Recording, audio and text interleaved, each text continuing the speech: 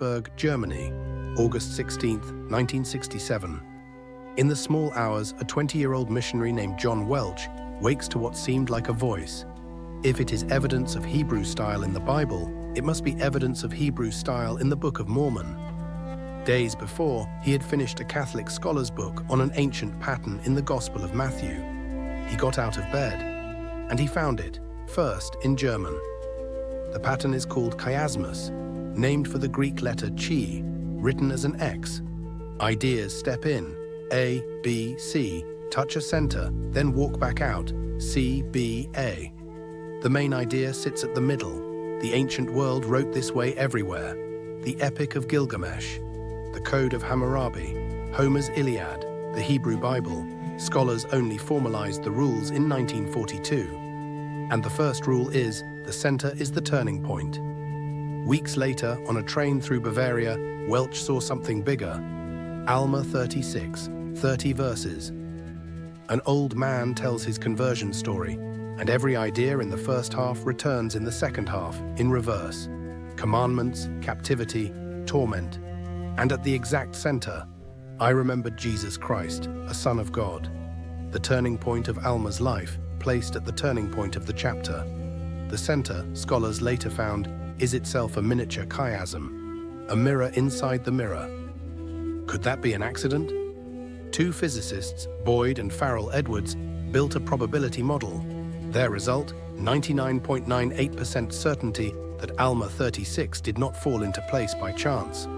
By their measure, it is a stronger chiasm than Leviticus 24, the textbook example in the Bible itself.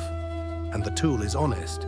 Nursery rhymes, Dr. Seuss, even a computer manual, and Joseph Smith's own letters all fail the same test. The precision gets stranger. Helaman 6 preserves an annual record, a year of open borders and free trade, as poetry pivoting on the word Lord.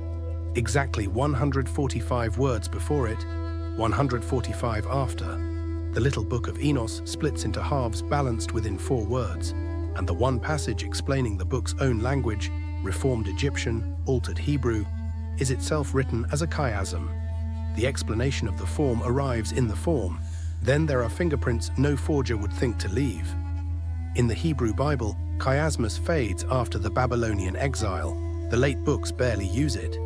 The Book of Mormon fades the same way, early books to late. And the form lives where an oral tradition would put it, in roughly half the spoken sermons, but barely a seventh of the written letters. Habits like that are inherited. They are not performed. So, could Joseph Smith have known? In 1829, the device had barely been named.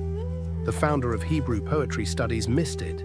It surfaced in a few London volumes in the 1820s. One American printing buried it in a few lines. Joseph Smith acquired his copy in 1834, years after the translation, and its pages show no notes, no marks, no creases. Here is the one almost nobody has heard. Chiasmus is not only an old world form. Maya scribes carved it into stone monuments centuries before Columbus, at Palenque, at Yaxchilan, at Quirigua. Mainstream epigraphers established that, beginning in 1986. In the colonial documents of the Highland Maya, the pattern appears only in the earliest texts and vanishes after 1580, when the last scribes trained in the hieroglyphs were gone. The mirror was native to both ends of the Book of Mormon's world. Welch published his discovery in 1969. In 2007, a Yale University Press study by the anthropologist Mary Douglas, no Latter-day Saint, surveyed ringwriting worldwide and concluded, "Structures this large are not accidents. To my mind," she wrote, "it is deliberate. 300 chiasms now catalogued. In a book dictated in about 65 days, 1 page at a time, no going back. Weigh it for yourself. Lights and perfections."